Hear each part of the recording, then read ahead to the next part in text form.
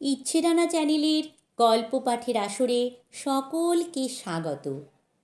পরিবেশন করব প্রখ্যাত সাহিত্যিক বিভূতিভূষণ বন্দ্যোপাধ্যায়ের ছোট গল্প ভূত। গল্প পাঠে এবং বিভিন্ন চরিত্র চিত্রণে আমি মৌসুমী। কি বাদামি হতো শ্রীশ পরামানিকের বাগানে। রাস্তার ধারেই বড় বাগানটা, অনেক দিনের প্রাচীন গাছপালায় ভর্তি। নিবিড় অন্ধকার বাগানের মধ্যে দিনের বেলাতেই। একটু দূরে আমাদের উচ্চ প্রাইমারি পাঠশালা, রাখাল মাস্টারের স্কুল। একটা বড় তুঁত গাছ আছে স্কুলের প্রাঙ্গণে, সেজন্যে আমরা বলি তুঁততলার স্কুল। দুজন মাস্টার আমাদের স্কুলে। একজন হলেন হীরালাল চক্রবর্তী। স্কুলের পাশেই এর একটা হাঁড়ির দোকান আছে, তাই এর নাম হাঁড়ি বেচা মাস্টার। মাস্টার তো নয়, সাক্ষাৎ জম। বেতের বহর দেখলে পিলে চমকে যায় আমাদের। টিফিনের সময় মাস্টারমশাইরা সব ঘুমুতেন। আমরা নিজের ইচ্ছে মতো মাঠে বাগানে বেরিয়ে ঘণ্টাখানেক পরেও এসে হয়তো দেখি তখনও মাস্টারমশাইয়ের ঘুম ভাঙেনি। সুতরাং তখন আমাদের টিফিন শেষ হলো না। টিফিনের মানে হচ্ছে ছুটি মাস্টারমশাইদের, ঘুমোবার ছুটি। সেদিনও এমনি হলো। রেললাইন আমাদের স্কুল থেকে অনেক দূরে। আমরা মাতলার পুল পেরিয়ে এলাম, রেললাইন বেরিয়ে এলাম। ঘণ্টাখানেক পরে এসেও দেখি এখনও হাঁড়ি বেচা মাস্টারের নাক ডাকছে। নারায়ণ বললে, ওরে চুপ চুপ, চেঁচাসনি, চল ততক্ষণ পরামানিকের বাগানে বাদাম খেয়ে আসি। আমাদের দলে সবাই মত দিলে। আমি বললাম, বাদাম পাড়া সোজা কথা, তলায় কত পড়ে থাকে এ সময়, চল তো দেখি। এইবার সবাই আমরা মিলে পরামানিকের বাগানে ঢুকলাম পুলের তলা রাস্তা দিয়ে। দুপুর 2টো, রোদ ঝমঝম করছে। শরৎকাল, রোদের তেজও খুব বেশি। গত বর্ষায় আগাছার জঙ্গল ও কাঁটা ঝোপের বেজায় বৃদ্ধি হয়েছে বাগানের মধ্যে। জঙ্গলের মধ্যে দিয়ে সুঁড়ি পথ, এখানে ওখানে মোটা লতা গাছের ডাল থেকে নেমে নিচেকার ঝোপের মাথায় দুলছে। আমরা এ বাগানের সব অংশে যাইনি। মস্ত বড় বাগানটা পাকা রাস্তা থেকে গিয়ে নদীর ধার পর্যন্ত লম্বা। পেয়ারাও ছিল কোনো কোনো গাছে, কিন্তু অসময়ের পেয়ারা তেমন বড় হয়নি। ফল আরও যদি কোনো রকম কিছু থাকে খুঁজতে খুঁজতে নদীর ধারের দিকে চলে গেলাম। বাদাম তো মিললই না। যা বা পাওয়া গেল ইট দিয়ে ছেঁচে তার শাঁস বের করবার ধৈর্য আমার ছিল না। সুতরাং দলের সঙ্গে আমার ছাড়াছাড়ি হয়ে গেল। নদীর দিকে বন বেজায় ঘন, এদিকে বড় একটা কেউ আসে না।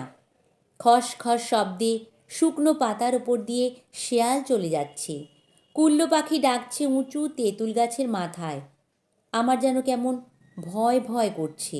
আমাদের স্কুলের ছেলেরা কানে হাত দিয়ে গায়, ঠিক দুপুরবেলা ভূতে মারে ঠেলা, ভূতের নাম রশি, হাঁটু গেড়ে বসি। সঙ্গে সঙ্গে তারা অমনি হাঁটু গেড়ে বসে পড়ে। এসব করলে নাকি ভূতের ভয় চলে যায়। আমার সঙ্গে কেউ নেই, ঠিক দুপুরবেলাও বটে। মন্দরটা মুখে আউড়ে হাঁটু গেড়ে বসবো, কিন্তু ভূতের নাম রশি হলো কেন? শ্যামও হতে পারত, কালও হতে পারত। নিবারণ হতেই বা আপত্তি কী ছিল? একটা বাঘ ঘুরে বড় একটা বাঁশবন আর নিবিড় ঝোপ তার তলায়। সেখানকার গিয়ে আমার বুকে ঢিপ ঢিপ যেন হঠাৎ বন্ধ হয়ে গেল। একটা আমড়া গাছের তলায় ঘন ঝোপের মধ্যে আমড়া গাছের গুঁড়ি ঠেস দিয়ে বসে আছে বড় বাঘদিনী। ভালো করে উঁকি মেরে দেখলাম, হ্যাঁ ঠিক বড় বাঘদিনীই বটে। সর্বনাশ, সে যে মরে গিয়েছে। বড় বাঘদিনীর বাড়ি আমাদের গাঁয়ের গোসাই পাড়ায়। অশ্বত্থতলার মাঠে একখানা দোচালা কুঁড়ে ঘরে সে থাকত। কেউ ছিল না তার। পালমশায়ের বাড়ি ঝিগিরি করত অনেক দিন থেকে। তারপর তার জ্বর হয় এই পর্যন্ত জানি। একদিন তাকে আর ঘরে দেখা যায় না। মাস 2 আগের কথা। একটা স্ত্রীলোকের মৃতদেহ পাওয়া গেল বাওড়ের ধারে বাঁশবনে। শেয়াল কুকুরে তাকে খেয়ে ফেলেছে অনেকটা। সেই রকমই কালো রোগামতো দেহটা বড় বাগদিনীর মতো। সকলে বললে জ্বরের ঘোরে বাওড়ে জল তুলতে গিয়ে বড় গিয়েছে। সেই বড় বাগদিনী আমড়া গাছের গুড়ি ঠেস দিয়ে দিব্যি বসে।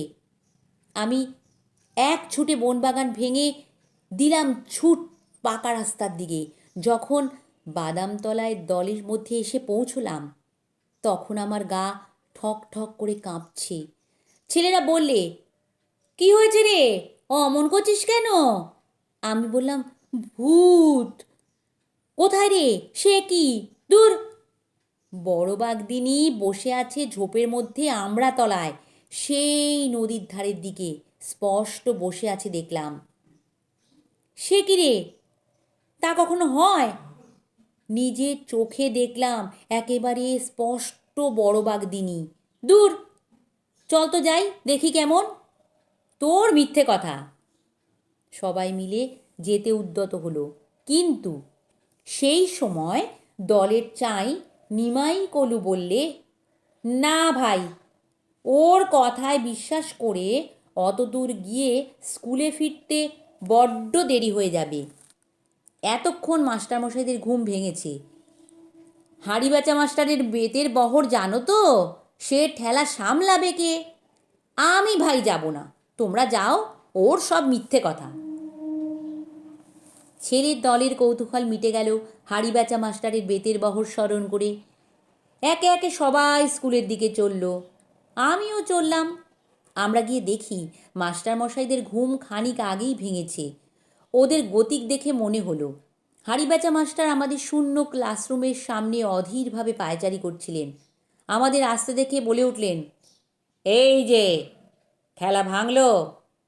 আমরাও বলতে পারতাম, আপনার ঘুম ভাঙলো, কিন্তু সে কথা বলে কে? তার ক্রুদ্ধ দৃষ্টির সামনে আমরা তখন সবাই এতটুকু হয়ে গিয়েছি। ক্লাসে ঢুকেই তিনি হাঁকলেন, রত্না, অর্থাৎ আমি। এগিয়ে গেলুম। কোথায় থাকা হয়েছিল? আমি তখন নবমীর পাঁঠার মতো জড়সড় হয়ে কাঁপছি। এদিকে বড় বাগদিনী, ওদিকে হাঁড়ি বেচা মাস্টার। আমার অবস্থা অতীব শোচনীয় হয়ে উঠেছে, কিন্তু শেষ অস্ত্র ছিল আমার হাতে। তা ত্যাগ করলাম। বললাম, পণ্ডিতমশাই, দেরি হয়ে গেল কেন ওরা জানে। এই সব পরামানিকের বাগানে বাদাম কুড়োতে গিয়ে ভূত দেখেছিলাম, তাই। হাঁড়ি বেচা মাস্টারের মুখে অবিশ্বাস ও আতঙ্ক যুগপৎ ফুটে উঠল। বললেন, ভূত? ভূত কি রে? আগে ভূত, সেই যারা। বুঝলাম, বাঁদর। কোথায় ভূত? কীরকম ভূত? সবিস্তারে বললাম। আমার সঙ্গীরা আমায় সমর্থন করলে। আমায় কীরকম হাঁপাতে হাঁপাতে আসতে দেখেছিল বললে সে কথা। হাঁড়ি বেচা মাস্টার ডেকে বললেন, শুনছেন দাদা? রাখাল মাস্টার তামাক খাওয়ার জোগাড় করছিলেন। বললেন, কি? ওই কি বলে শুনুন, রত্না নাকি এক্ষুনি ভূত দেখে এসেছে সর্বপরামানিকের বাগানে। সর্বপরামানিককে? আরে ওই শ্রীশ পরামানিকের বাবার নাম, ওদেরই বাগান। আবার বর্ণনা করি সবিস্তারে। রাখাল মাস্টার গোড়া ব্রাহ্মণ। হাঁচি, টিকটিকি, জল পড়া, তেল পড়া সব বিশ্বাস করতেন। গম্ভীরভাবে ঘাড় নেড়ে বললেন, তা হবে না, অপঘাত মৃত্যু, গতি হয়নি। হাঁড়ি বেচা মাস্টার একটু নাস্তিক প্রকৃতির লোক। অবিশ্বাসের সুর তখনও তার কথার মধ্যে থেকে দূর হয়নি। তিনি বললেন, কিন্তু দাদা, এই দুপুরবেলা ভূত থাকবে বাগানে বসে গাছের গুড়ি ঠেস দিয়ে? তাতে কি, তা থাকবে না ভূত এমন কিছু লেখাপড়া করে দিয়েছে নাকি? তোমাদের আবার যত সব ইয়ে। আচ্ছা, চলুন গিয়ে দেখে আসি। ছেলেরা সবাই সমস্বরে চিৎকার করে সমর্থন করলে। রাখাল মাস্টার বললেন, হ্যাঁ, যত সব ইয়ে, ভূত তোমাদের জন্য সেখানে এখনো বসে আছে কি না? ওরা হলো কি বলে অশরীরী, মানে ওদের শরীর নেই। ওরা মানে বিশেষ অবস্থায়।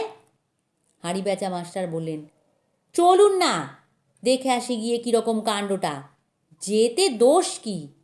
আমরা সকলেই তো এই চাই, এরা গেলে এখনই স্কুলের ছুটি হবে। এখন সেদিকেই আমাদের ঝোঁকটা বেশি। যাওয়া হলো সবাই মিলে। হুড়মুড় করে ছেলের পাল চলল মাস্টারদের সঙ্গে। আমি আগে আগে, ওরা আমাদের পেছনে। সেই নিবিড় ঝোপটাতে আমি নিয়ে গেলাম ওদের সকলকে। যে দৃশ্য চোখে পড়ল তা কখনো ভুলব না। এত বৎসর পরেও সে দৃশ্য আবার যেন চোখের সামনে দেখতে পাই এখনও। সবাই মিলে ঝোপ ঝাপ ভেঙে সেই আমড়াতলায় গিয়ে পৌঁছলাম। যা দেখলাম তা অবিকল এই। আমড়া গাছের তলায় একটা ছেঁড়া, অতি মলিন, অতি দুর্গন্ধ কাঁথা পাতা, পাশে একটা ভাঁড়ে আধ ভাঁড়টাক জল, এক রাশ আমড়ার খোসা ও আঁটি জড়ো হয়েছে পাশে। কতক টাটকা, কতক কিছুদিন আগে খাওয়া। এক রাশ কাঁচা তেঁতুলের ছিবড়ে, পাকা চালতার ছিবড়ে শুকনো। ছিন্ন কাঁথার ওপর জীর্ণ শীর্ণ বৃদ্ধা বড় বাগদিনী মরে পড়ে আছে, খানিকটা আগে মারা গিয়েছে। এ সমস্যার কোনো মীমাংসা হয়নি। আমরা হৈ হৈ করে বাইরে গিয়ে খবর দিলাম। গ্রাম্য চৌকিদার ও দফাদার দেখতে এলো। কেন যে বড় বাগদিনী এই জঙ্গলে এসে লুকিয়েছিল নিজের ঘর ছেড়ে, এ প্রশ্নের উত্তর কে দেবে? কেউ বললে ওর মাথা হঠাৎ খারাপ হয়ে গিয়েছিল, কেউ বললে ভূতে পেয়েছিল। কিন্তু বড় বাগদিনী মরেছে অনাহারের শীর্ণতায় ও সম্ভবত আশ্বিন কার্তিক মাসের ম্যালেরিয়ায় ভুগে। কেউ একটু জলও দেয়নি তার মুখে। কেই বা দেবে জঙ্গলে, জানতই বা কে? বড় বাগদিনী এই আত্মগোপনের রহস্য তার সঙ্গেই পরপারে চলে গেল। নমস্কার। গল্প পাঠ ভালো লাগলে চ্যানেলটি সাবস্ক্রাইব করতে ভুলবেন না, আর লাইক কমেন্ট শেয়ার করতেও ভুলবেন না।